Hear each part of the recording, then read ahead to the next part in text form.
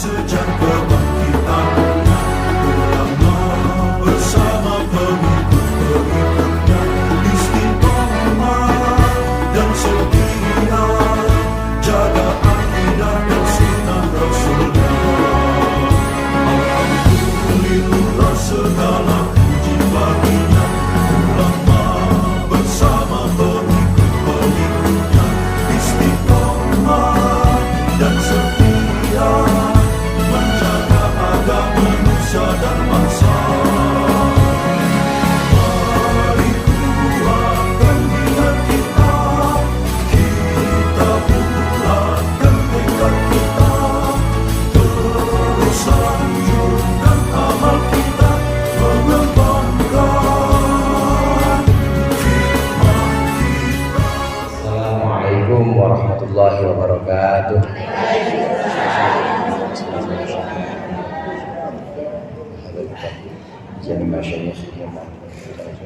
Al-Fatihah.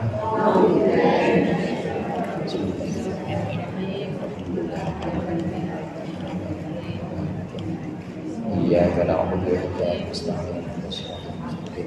Shiratal ladzina an'amta 'alaihim ghairil maghdubi 'alaihim.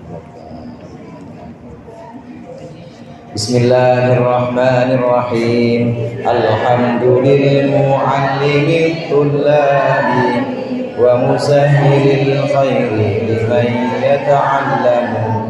Tsumma assalatu wassalamu 'alan nabi wa alihi wa sahbihi jayudamu. Ya Rabbana kaffir 'anna dhunubana wa walidina wa liman huwa muslimun. Nad'uka Allahumma ilman nafi'an min yawmina ilal hisabi yaqum. Amin amin amin wa ya fattahu. Amin amin amin wa ya alimu. Alhamdulillah, alhamdulillahilladzi ahya bi dzikrihi quluba ibadihil arifin wa amata an bawatinihim hujubal khafa wa qamu li irsyadil ibadi ila ulumiddin. Allahumma salli wa sallim ala sayyidina Muhammadin wa ala alihi wa ashabihi sadatil akramin. Amma ba'd, fa inna ahsanal hadithi kitabullah wa khairal hadi hadi Muhammadin Rasulillah sallallahu alaihi wasallam. Wa syarrul umuri muhdatsatuha wa kullu muhdatsatin bid'ah wa kullu bid'atin dhalalah wa kullu dhalalatin finnar. Segenap jamaah Majelis Taklim Masjid Al-Abrar yang dirahmati oleh Allah, bersama-sama kita lanjutkan pengajian kitab Irsyadul Ibad. Pembahasan kita terakhir kemarin pada perihal perkara-perkara yang makruh ketika terjadi dalam sholat atau makruh kita lakukan yang hubungannya dengan sholat. Terakhir kemarin makruh hukumnya kita melakukan sholat di 3 waktu. Yang pertama, makruh setelah sholat subuh. Ibu tidak boleh sholat subuh lagi. Jangan kebangetan rajin, Bu. Nggak ada ba'diyah subuh. Mendingan bikinin kopi. Bikinin apa, Bu? Bikinin kopi kalau bukan bulan puasa. Kemudian makruh sholat setelah asar. Tidak ada sholat setelah sholat asar. Demikian juga makruh hukumnya sholat ketika matahari tepat ada di atas kepala kita. Sampai matahari bergeser sebelah barat, sudah condong ke barat, sudah masuk waktu zuhur, baru boleh sholat. Ini 3 waktu, hukumnya makruh. Makruhnya ini makruh tahrim. Artinya makruh tahrim kalau dilakukan hukumnya dosa. Sholatnya nggak jadi atau batal. Nanti ada hubungannya dengan pembahasan yang akan kita baca, makruh tanzih. Kalau makruh tanzih tidak dosa. Yang ibu sebutkan atau yang ibu biasa hafalkan, misalnya makruh itu adalah perkara yang jika dilakukan tidak apa-apa, gitu ya Bu. Jika ditinggalkan dapat pahala, jika ditinggalkan dapat pahala. Itu namanya makruh tanzih. Nah, kalau pembicaraan kita tentang 3 waktu sholat ini, makruhnya makruh tahrim. Kalau dilakukan dosa, makruh tahrim dilakukan dosa. Ini 3 waktu tidak boleh dilakukan jika tidak ada sebab yang sifatnya sebab yang dulu atau sebab yang berbarengan. Ada sebab, cuma sebabnya sebab yang belum terjadi, sebab yang akan datang, maka hukumnya makruh tahrim. Ibu sholat habis asar, sholat istikharah, Bu, sholat istikharah. Atau ibu sholat tasbih, sholat tasbih habis asar, sholat tasbih habis subuh, hukumnya makruh. Kenapa? Karena sebabnya tidak ada. Atau kalaupun ada sebab, itu istikharah belum terjadi. Istikharah itu kan ibu minta pilihan yang terbaik, dan itu kan belum terjadi. Oleh karenanya, sebab yang di sini sebab yang sifatnya belum terjadi atau sebab yang akan datang, maka hukumnya makruh tahrim. Tapi kalau ada sebabnya sebab berbarengan, seperti adanya tahiyatul masjid, ibu sudah selesai, kemudian masuk masjid, maka di situ Waalaikumsalam. Ibu masuk masjid, maka itu ada sebabnya apa? Sebab berbarengan, meskipun waktu asar atau meskipun setelah subuh, karena ibu masuk masjid ada sebab berbarengan, maka boleh. Atau sebab yang memang sudah terjadi. Pokoknya yang nggak boleh sebab yang belum terjadi. Kalau sebabnya yang sudah terjadi, boleh. Udah sholat subuh atau sudah sholat asar, ternyata ada jenazah pengen disolatin karena nggak bisa sholat sendiri, Bu, maka kita boleh sholat tidak makruh hukumnya. Kenapa? Ada sebab dan sebabnya sudah terjadi duluan. Orang itu meninggal duluan, nah itu setelah asar, dan kita boleh sholat lagi karena itu sebab yang terdahulu. Yang nggak boleh itu sebab yang belum terjadi atau sebab yang akan datang. Ini pembahasan makruh. 3 waktu kita sholat, makruhnya makruh tahrim. Kalau kita maksa melakukan itu, maka hukumnya dosa, makruh tahrim. Nah, yang berikut ini ada yang makruh hubungannya dengan sholat, tapi makruhnya makruh tanzih. Sama-sama kita baca Bismillahirrahmanirrahim. Wa tanzihan sholatun bimudafa'ati hadatsin wa bihadrati ta'amin yatuqu ilaihi wa bitariqin ila akhirin nas, dan sampai akhir. Di sini juga disebutkan makruh tanzih. Artinya makruh tanzih, makruh yang kalau dilakukan ya tidak dosa, cuma tetap makruh. Hukumnya makruh jika dilakukan. Apa itu? Sholatun bimudafa'ati hadatin, sholat sambil menahan hadat, sholat sambil menahan kebelet, kentut, pokoknya hadas apa aja. Ya, dia sholat tapi sambil nahan, dia kebelet kencing atau kebelet pup, kebelet kentut misalnya, maka hukum sholatnya makruh. Ini makruh yang biasa kita kenal, makruh tanzih. Meskipun ibu khawatir kalau tidak ditahan maka nggak dapat jamaah. Jadi lebih baik mana? Lebih baik ditahan, lebih baik diempet.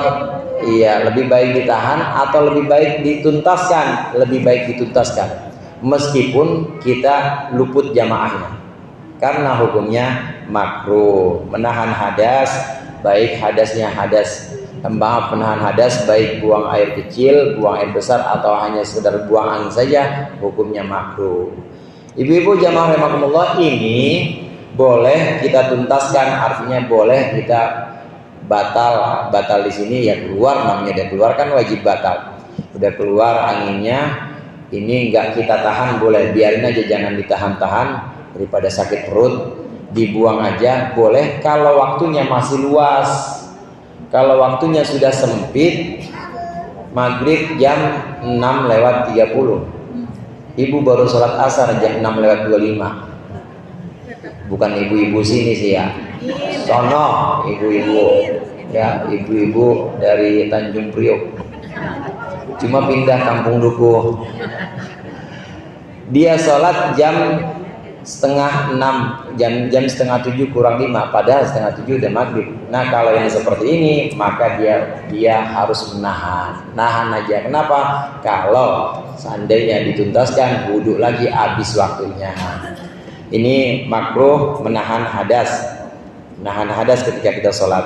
Kemudian juga makruh wa bihadrati ta'amin, makruh juga sholat di hadapan makanan. Maksudnya di hadapan makanan sudah tersedia makanan di situ, sementara waktu sholat itu masih ada, dan juga yatuqu ilaihi, dan kita memang pengen kepada makanan tersebut. Waktu zuhur udah masuk, Allahu Akbar, disiapin sama Bu Haji Ida, Mama Umi Yana, disiapin, Ustaz makan dulu. Saya tahu tangkar itu sama sambal limo. Emang saya mikirnya enak nih kayaknya makan. Kalau udah ada keinginan makan begitu, maka makruh saya sholat. Jadi gimana? Makan aja dulu, karena sudah ada keinginan dan udah disiapin. Itu di fi hadratit ta'am, maksudnya makanannya sudah tersedia dan kita ada keinginan buat makan. Maka nanti sholatnya makan dulu. Kalau kita tetap bela-belain sholat sementara kita pikiran masih ke makanan, maka hukumnya makruh, nggak boleh. Jadi kadangkala memang kita harus mendahulukan makan ketimbang sholat. Ini pun tadi catatannya kalau waktunya masih luas, masih lapang. Kalau waktunya sudah mepet nggak boleh, tetap sholat dulu, makannya entar. Karena makan kan waktunya kapan aja. Kalau sholat bisa habis. Kalau ada keinginan kita terhadap makanan itu, maka sholatlah dulu. Kata Rasulullah, tidak boleh atau tidak ada sholat la sholata bihadrati ta'amin wala yudafi'ul akhbathan. Tidak ada sholat yang sempurna, maksudnya bukan tidak sah, tetap sah, cuma sholatnya sempurna sementara seseorang nahan dua hadas. Nahan hadas, sementara orang nahan hadas dan juga ada di hadapan makanan. Kata Rasulullah nggak sempurna. Jadi bagaimana? Makan aja dulu. Makan dulu, habis makan baru sholat. Selama waktunya masih ada, mendingan lagi makan kepikiran sholat daripada lagi sholat kepikiran makan, biar khusyuk sholatnya. Bahkan sebagian ulama mengatakan kalau kita menahan kentut atau menahan kebelet pipis, kebelet buang air besar, kita paksain sholat dan hilang kekhusyuan kita, Allahu Akbar sampai siratul ladzi, sampai begini, kalau sampai begitu, ngapa itu, bang? Nggak tadi sholat ngapa gitu? Buang kebelet kencing, langsung dia kabur. Nah, kalau sampai hilang kekhusyuan, maka sholatnya nggak sah. Terus sebagian ulama. Jadi mendingan bagaimana? Dikosongin dulu, tuntasin dulu, nanti baru sholat. Ini makruh tanzih di hadapan makanan dan juga saat kita kebelet buang air besar atau buang air kecil.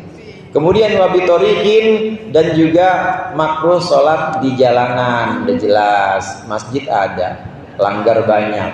Di jalanan dia pasang itu lambang perboden, saya lagi sholat. Ini orang baru kenal Islam apa gimana? Apa orang pengen tahu kalau dia tukang sholat gitu. Lah, sholat sih ditukangin. Jangan ditukangin.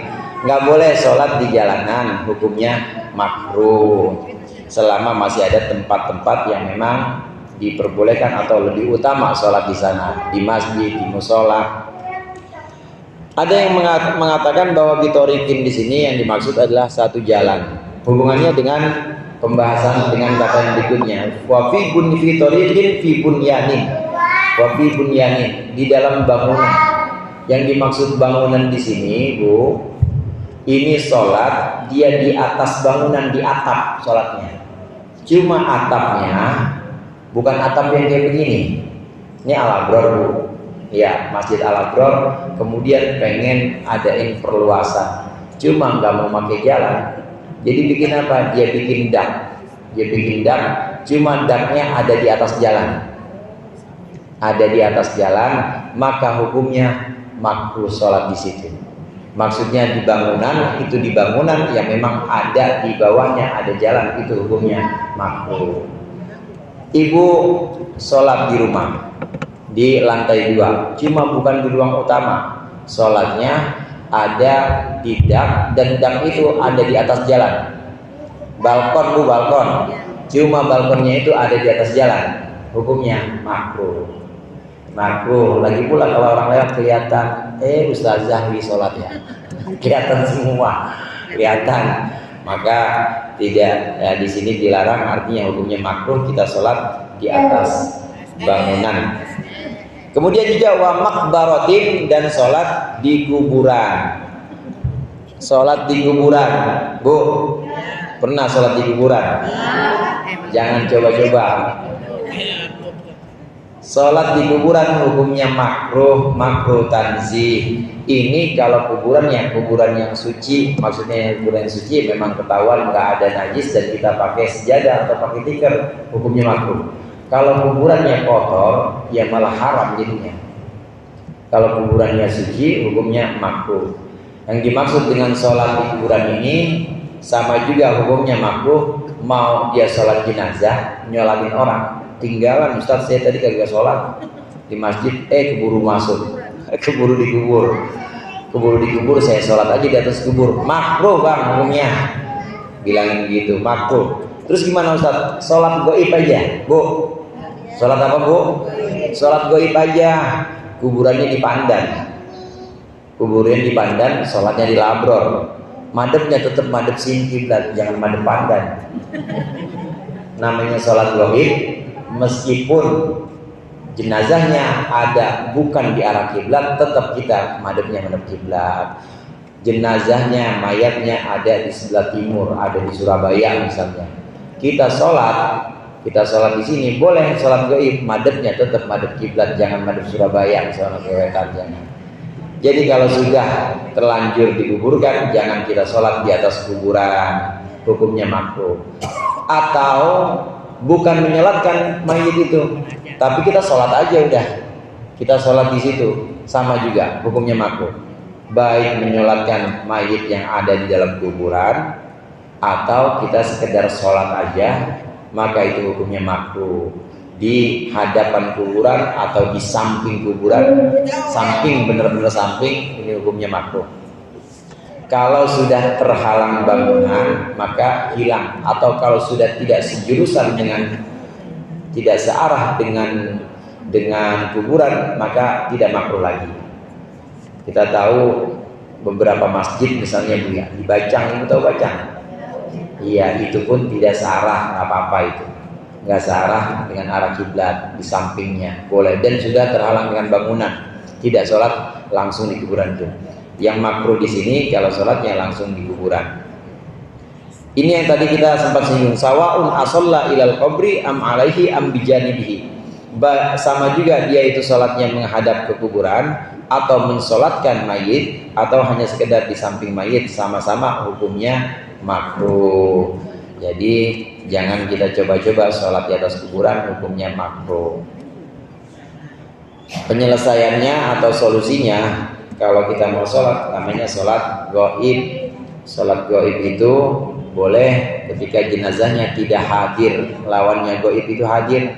Kadang-kadang kan di doa jenazah itu ada Allahumma gfir li hayyina wa mayyitina wa hadirina wa gaibina. Baik mayit yang hadir itu ada di hadapan kita, sholatnya sholat langsung, atau mayit yang gaib yang gak di hadapan kita, baik di luar kota atau sebenarnya masih satu daerah dengan kita, cuma udah terlanjur dikubur, maka cukup dengan sholat, namanya sholat gaib. Nanti ada bab tersendiri tentang sholat jenazah ini. Wa mubtilatuha nutqun biharfaini. Pembahasan berikutnya yaitu tentang hal-hal yang membatalkan sholat. Ada beberapa perkara yang membatalkan sholat yang perlu kita jaga supaya sholat kita tetap sah. Insya Allah kita lanjutkan pertemuan yang akan datang. Mudah-mudahan bermanfaat. Lebih kurangnya saya mohon maaf. Wallahul muwaffiq ila aqwamit thoriq. Wassalamualaikum warahmatullahi wabarakatuh.